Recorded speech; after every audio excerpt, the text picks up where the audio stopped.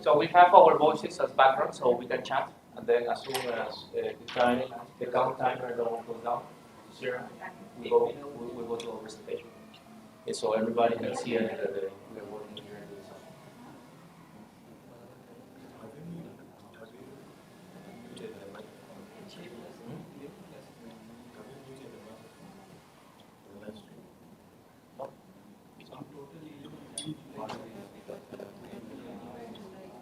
Can you hear what we're saying?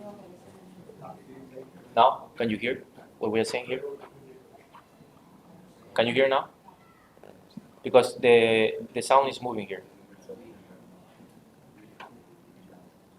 The sound is moving here. The sound is. Yeah. Yeah. Yeah, it's live, but it's the sound is there. Yeah. Sound is there. Yeah.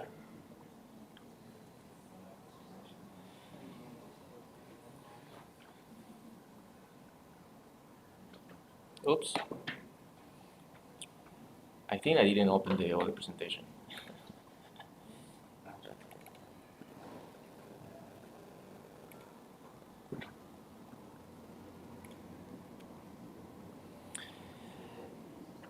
Welcome back to our second talk of the day, and promise to do it in 20 minutes or less. Yes, and something that I always like to point out when anybody wants to open a company is to identify if this idea is an opportunity. Yes. So for this talk, I've created this title, the Idea Accelerator, and this is your screening checklist for a business opportunity. Yes, later, after this lecture of 20 minutes only, I will give to you a template that you will use as a workshop to work in your teams with the ideas that you potentially can develop as a e-commerce store, yeah, that you can use later to create your own stores. But then first, you need to identify if these products or services that you try to offer actually are an opportunity. And this is why it's important, yes, to educate you to detect opportunities. But remember, if you want to get lucky, what do you need? You remember? Prepare. You need to prepare. Yes, and this is why we need to study all these things. The importance of opportunity identification in entrepreneurship, for sure, because if you have identified new material that makes a company more efficient, that can create a better product and at a lower cost, probably you can have a better margin in relation to the competitors. So this identification of opportunity will help to you to determine your competitive advantage, the market size, the growth, and this is everything that we're going to see here. So first of all, the first thing you need to do is to describe the business idea that you have. The most specific that you are in describing this business idea, it will be the best for your future. Yeah? This is what you want to develop. So better to be very specific. I just created a fictitious example. It does not mean that you have to do this. Yes? I just tried to create something to make it visual for you how to do this description. For instance, our example will be upcycling and selling premium second-hand clothing. Premium, yes, that's the word. In this case, that differentiates our second-hand clothes from other second-hand clothes. Why? Because we have detected that in the last years there is an importance of sustainability in the market worldwide, as people take care a little bit much more about what is going on with the environment. So when you use more resources, actually, all this later, when it's all used and they throw it away, it's converted into garbage, and we don't know where the garbage ends. So there are a lot of concern as well for environmental issues in our businesses. And then we'll say, yes, that will target these brands of Lauren, Emporio Armani, Gucci, Chanel, Burberry, where the idea is we're not going to get the clothes, but then we can think about that later. There should be a personal fit of the business and the founder. And remember, this is fictitious. It's not that I'm opening my store about it. Yes, probably I'm opening my store related to tokenizing trees, but this is something that we can discuss later. Well, importance of aligning the business idea with your personal skills, passions, and risks. Yes, every person has a different tolerance to risks. So there are some entrepreneurs that are more risk takers than others. Yes, some people cannot live with investing all their wealth or all their financial resources they have. Yes, they cannot simple, but other people they like to live at the edge of the hill, right? Yes, it's just personality. Um, you have to highlight the entrepreneurial threats. So you need to know yourself, who you are, what you do, why do you do, what do you want in the future, how do you see yourself in 10 years, or 5, or 3. But you need to know a little bit at least about yourself before making a decision of investing in a business. And then you need to address certain potential challenges in the future. And there is one thing that is for sure happening in the next 10 years for you. I don't know if somebody online can say it, but in the next 10 years, something definitely is going to happen to you and you are not aware of it even.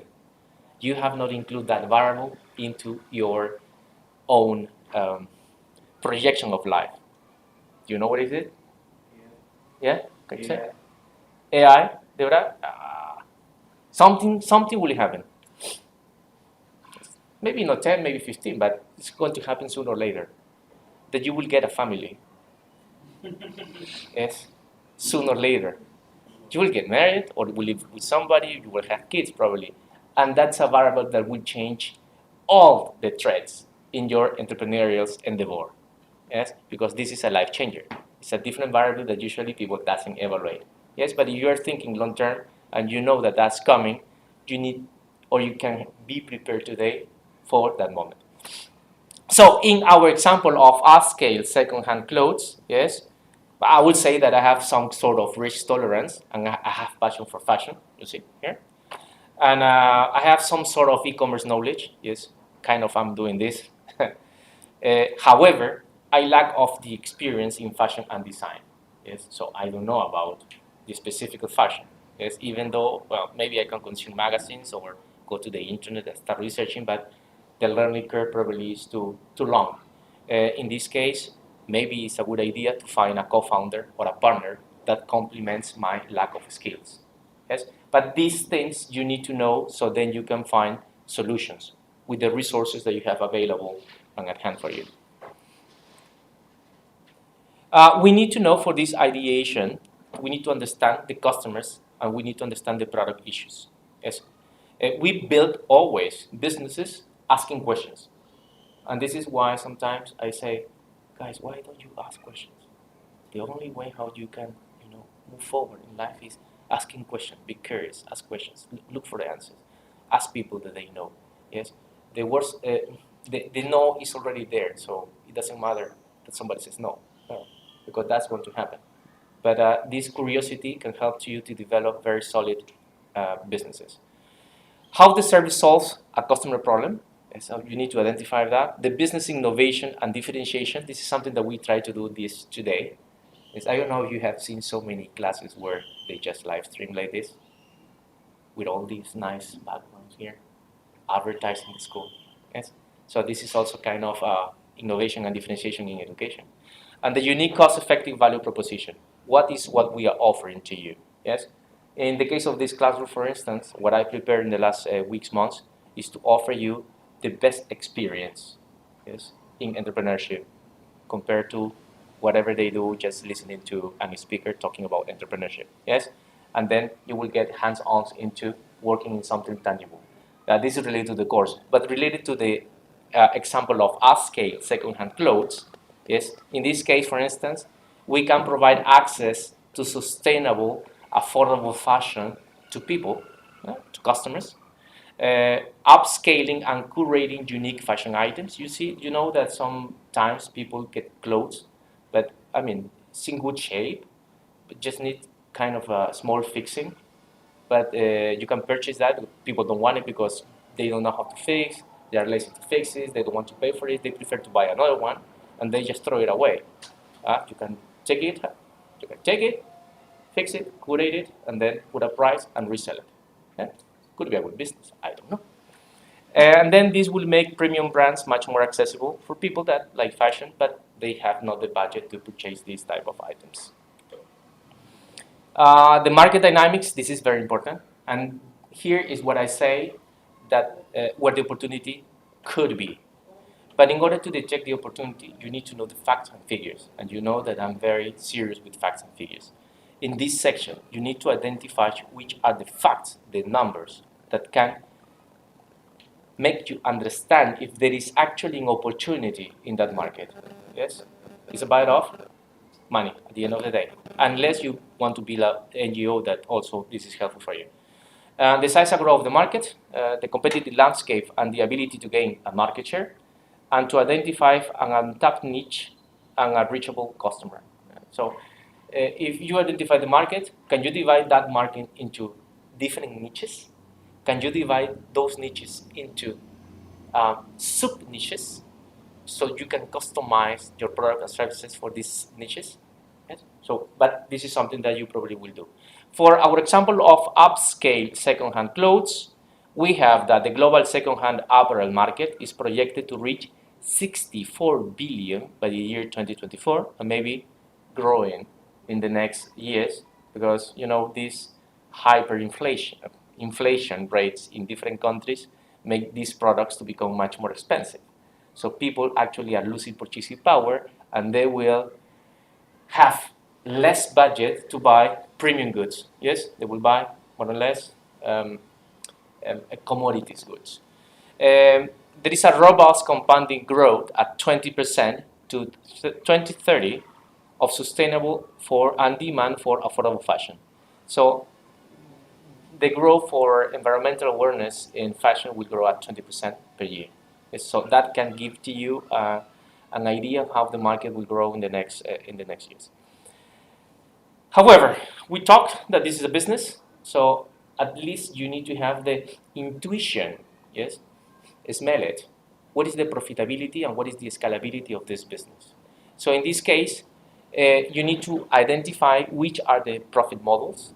Yes? You need to know what is the break-even analysis, what is where you are, you know, in your income and your expenses, and what is the potential for recurring profitable sales. So customers that purchase from you, you know, continuously, recurringly, monthly, weekly, daily. Market sensitivity to product pricing, sounds also good to know. Yes, if you increase the price by 10, 20%, how that is going to affect the volume in sales. How much sales would you make if you take advantage of promotions and discounts on certain products and certain items? So can you increase that volume? But this is only information that you will get when you know the customer. The business ability to expand rapidly with manageable risk. If you want to expand rapidly, you will need to have very strong financial backs. Yes? Are you able to get this funding to grow fast, or because you are much more conservative in taking risk, you prefer to go slow, you know, growing organically with the profits of the business? So that will also depend on the entrepreneurial behavior and the personality of the entrepreneur. In our example for the upscale second-hand clothes, we determined that we can have average sales to be around 100 pieces per month. Normal or not? If you divide 100 pieces by 30 days, means that also you have to be working Sundays. Yes, an entrepreneur works 24/7, never closes the store. Yes, this is reality, because one product is sold is much profit at the end of the month. That is going to be not profit necessarily, but the margin is going to be used to pay rent, you know, to pay utilities, yes, and probably to reinvest that money into the company in order to reach, you know, certain objective at the end of the year. Yeah. However, 33 pieces, 3 pieces per day, more or less, 4 pieces per day for 30 days. This is 100 pieces. Your objective in this case will be to sell 3 pieces per day, right? Is it doable? Don't know. We have to check that. Those are assumptions only. At an average profit margin of 20 per item, this equates to $2,000 in profit per month, or 24,000 annually. And this case could be euros, yes, could be yens, could be any other currency in the world. I'm just using dollars, common currency. Operating expenses such as website maintenance, marketing, and possible employee wages are estimated at 100 per month, which make it to be 6,000 annually.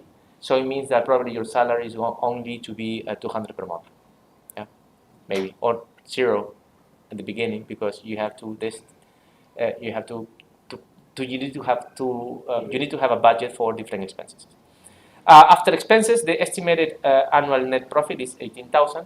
And the last one, when we talk about the return on investment, if you invested $10,000 at the beginning of the year, it means that probably you will have a 180% return in that year. Yeah, it's not bad for a business.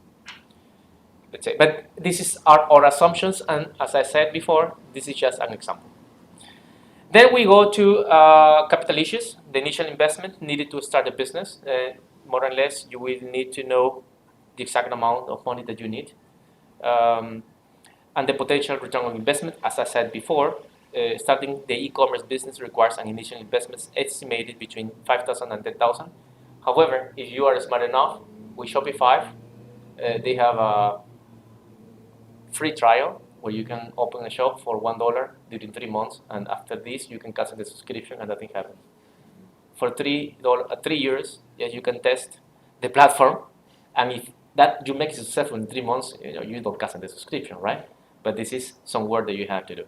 In this case, for the upscale second-hand clothes, we have that the business achieves the estimated 18,000 net profits in the first year, and the return on investment would be approximately 180%. Yes. So, and this leads us to review workshop number 1. Okay, so let's go and look to it.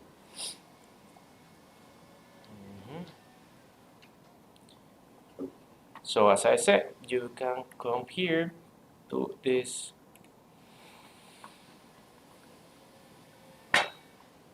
What I can come here to.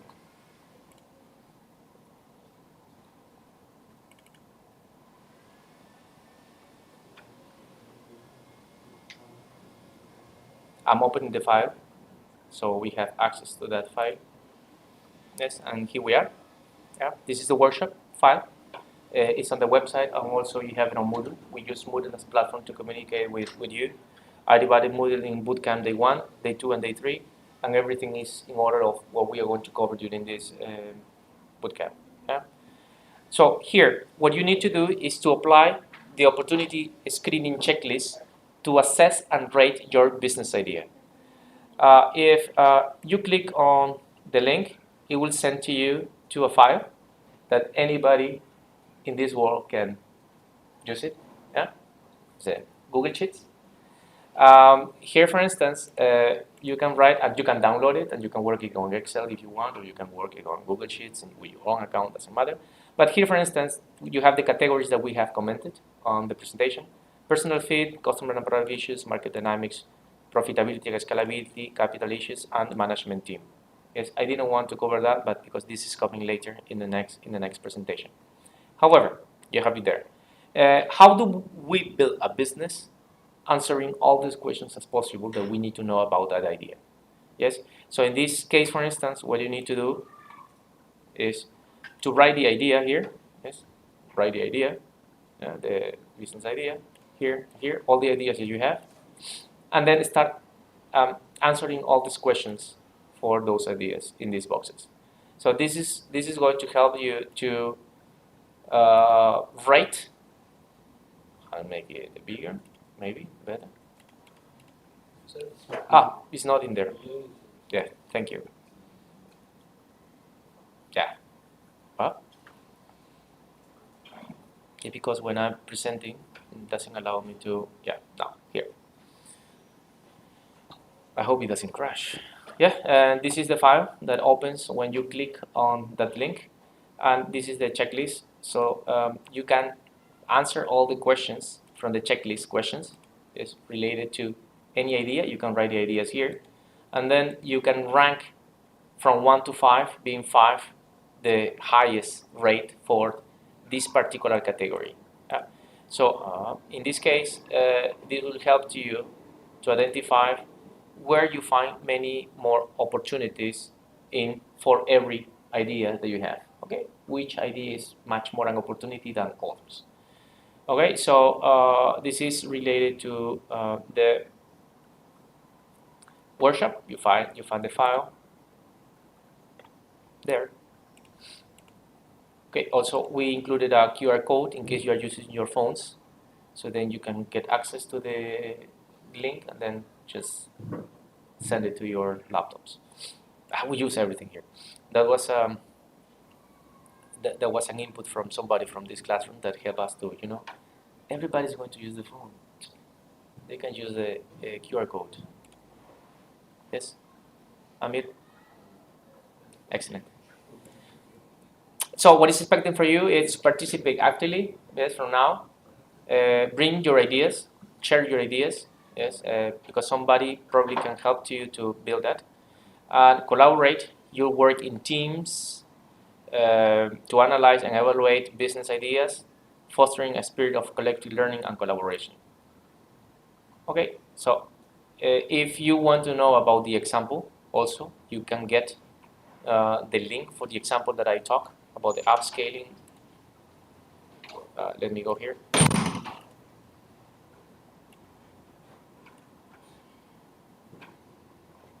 Then. Yes, I develop a example for you. So you have more or less all the example described in the table and with the rating for each of them. Here I provide a much more explanation of what I said on these slides, but basically I spoke about it. However, I try to be extensive as possible in order to understand this example of business idea. And then, if you want to know more about us, we are here at the International Data Center at Hochschule Bremen in Germany. Yes, you can contact us to graduatecenter.org. And if you want to know more about workshops, bootcamps, events, you can contact me on LinkedIn. My name is Hubert Ho, and or business@tnd.com. Thank you very much for this presentation. So now we move forward to the workshop number 1, and we'll be stopping the live stream for this lecture. Thank you very much.